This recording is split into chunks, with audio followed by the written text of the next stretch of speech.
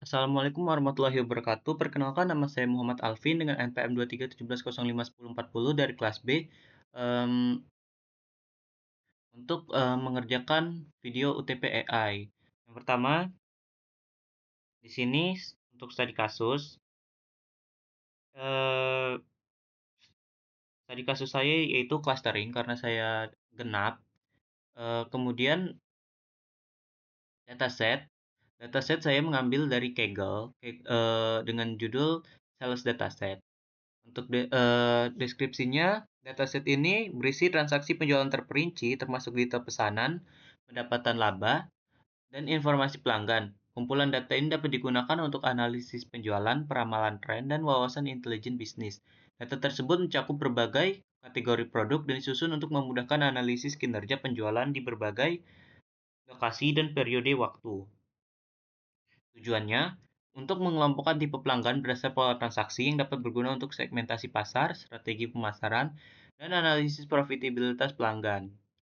Pertama, di sini saya menginstal PyGuard agar saya dapat mengimpor PyGuard. Kemudian untuk impornya ada NumPy, Pandas, Matplotlib, PyPlot, import Seaborn, Plotly Express, import PyGuard, import warning, kemudian scalar pre-processing dari standar scalar, kemudian scalar metric, eh, Silhouette score. Untuk akses data di-upload ke Google Drive, em, kemudian dipanggil. Untuk pre-processing data, DB Info ini untuk menampilkan info dasar seperti jumlah kolom, tipe data, dan jumlah non-null. DF Describe ini untuk menampilkan statistik deskriptif seperti mean, min, max, dan lain-lain. Kemudian untuk ini adalah visualisasi distribusi yang dimana data amount dan profit. Data tujuannya itu untuk melihat sebaran nilai, deteksi outlier, insight awal sebelum clustering.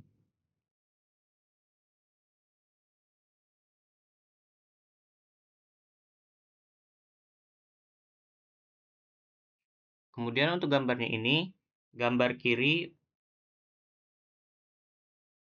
hmm, sabar, salah, maaf ya. Oke, jadi distribusi amount eh, X aksisnya itu em, menunjukkan nilai transaksi atau jumlah uang yang terlibat. Kemudian di aksisnya account, jumlah observasi atau transaksi yang termasuk dalam rentang tertentu dari jumlah uang tersebut. Distribusi ini terlihat relatif merata dengan beberapa fluktuasi naik turun, artinya nilai amount tersebar cukup luas dan tidak terpusat pada satu kisaran tertentu. Bentuk distribusinya mendekati uniform distribution meskipun tidak sempurna. Kemudian distribusi profit menunjukkan keuntungan dari transaksi. Untuk count-nya jumlah transaksi untuk setiap kisaran profit. Distribusinya tampak miring ke kanan, menunjukkan bahwa sebagian besar transaksi menghasilkan profit yang kecil dan hanya sedikit transaksi dengan profit besar. Ini adalah pola yang umum dalam data bisnis, banyak transaksi kecil dan hanya sebagian kecil yang menghasilkan keuntungan besar. Kesimpulannya, amount memiliki distribusi yang lebih merata atau acak dengan nilai-nilai tersebar di seluruh rentang. Profit cenderung mengikuti distribusi skew, dengan sebagian besar data berada di kisaran profit rendah.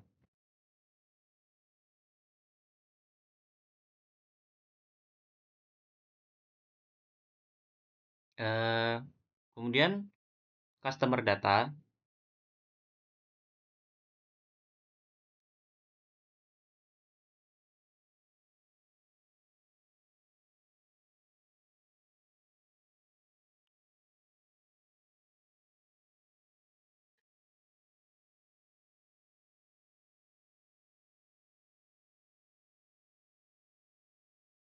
Kemudian customer data di sini itu untuk menggabungkan data transaksi menjadi satu data per pelanggan dengan metrik total pembelian, rata-rata pembelian, jumlah transaksi, total dan rata-rata profit, jumlah dan rata-rata quantity. Tujuannya dibentuk menjadi profit pelanggan.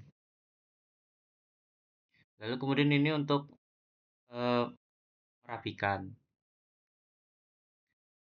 Di sini standaris eh, untuk hapus kolom customer name karena bukan fitur numerik, kemudian menggunakan standar scalar untuk melakukan standarisasi data, mengubah semua nilai fitur ke skala yang sama. Kemudian sama dengan 0, STD-nya sama dengan 1, supaya saat clustering fitur-fitur tidak punya bobot berbeda hanya karena beda skala.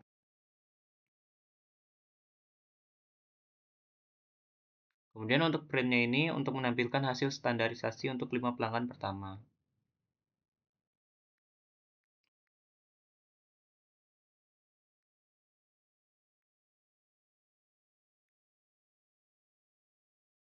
Ini untuk implementasi GA-nya. Eh, ini untuk melakukan clustering data pelanggan dengan tujuan memaksimalkan nilai Silhouette score, yaitu metrik yang menilai seberapa baik pembagian cluster dilakukan.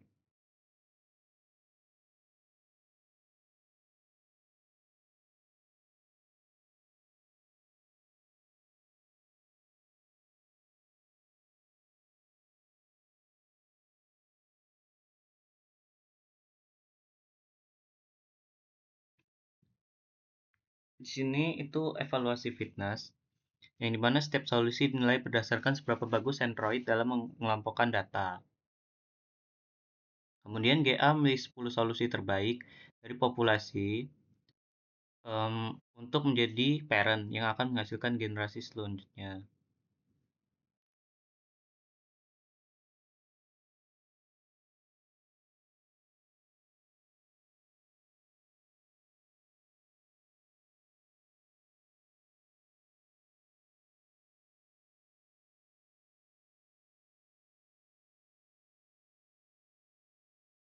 Untuk gambar ini,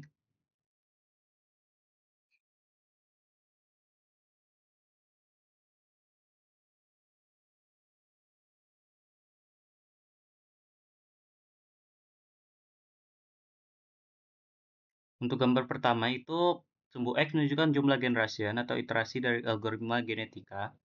Sumbu Y-nya itu untuk menunjukkan nilai fitness dari solusi terbaik dari pada setiap generasi. Garis hijau itu untuk menampilkan peningkatan fitness seiring dengan bertambahnya generasi. Untuk gambar kedua ini eh, eh, menunjukkan Child score pada setiap generasi.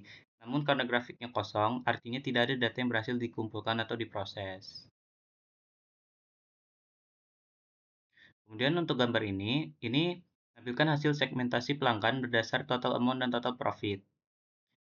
Sumbu X-nya itu total pembelian pelanggan dan sumbu Y total keuntungan dari pelanggan tersebut. Warna titiknya ungu ini titik saja outlier, sedangkan yang kuning ini adalah mayoritas pelanggan.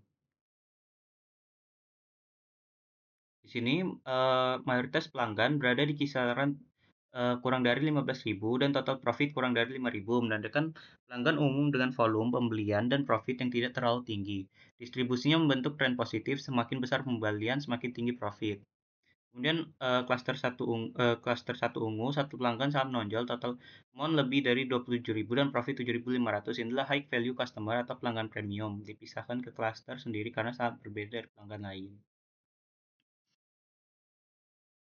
Ini untuk segmentasi pelanggan 3D-nya. Kemudian ini, eh, jadi di sini itu pelanggan penjelasannya di sini hampir seluruh profit berasal dari pelanggan kecil atau low value, eh, dan pelanggan reguler nyaris tidak berkontribusi terhadap profit karena hanya 0,5%.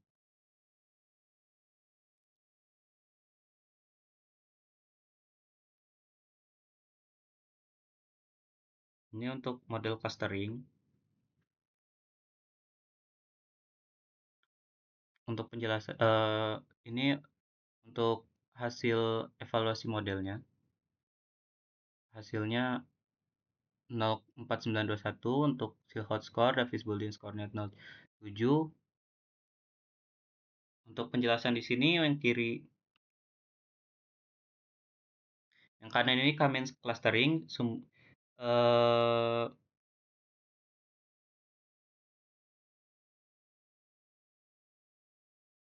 terbentuk 3 klaster, 0, 1, 2 yang lebih merata dan lebih sesuai dengan struktur garis-garis diagonal pada data.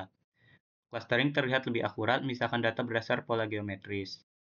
Sedangkan untuk yang kiri itu hanya ada dua yaitu cluster satu dan cluster 2 yaitu kuning. Sebagian besar data berada dalam cluster 2 dan sedikit data di cluster satu yaitu cluster ungu. Menunjukkan algoritma genetika menemukan solusi suboptimal atau fitness function-nya belum cukup baik untuk membedakan distribusi secara maksimal.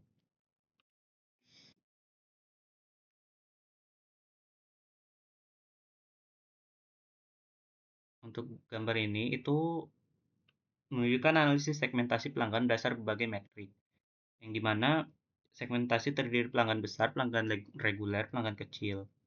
Ringkasan setiap panelnya bisa dilihat sendiri.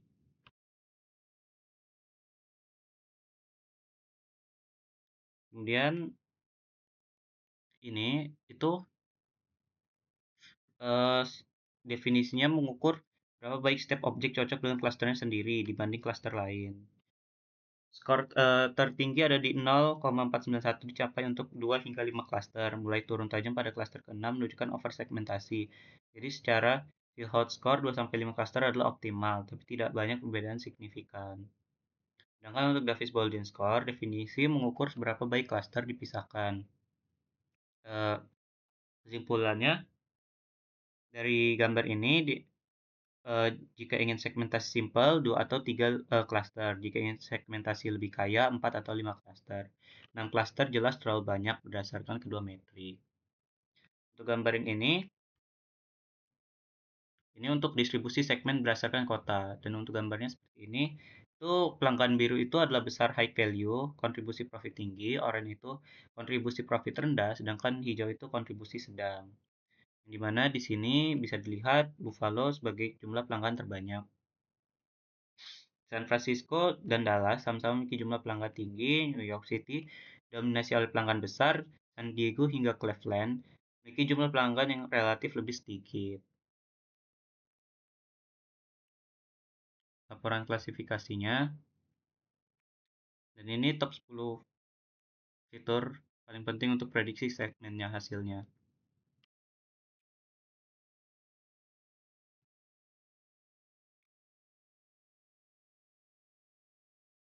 Baik, mungkin cukup sekian untuk penjelasannya. Saya akhiri. Wassalamualaikum warahmatullahi wabarakatuh.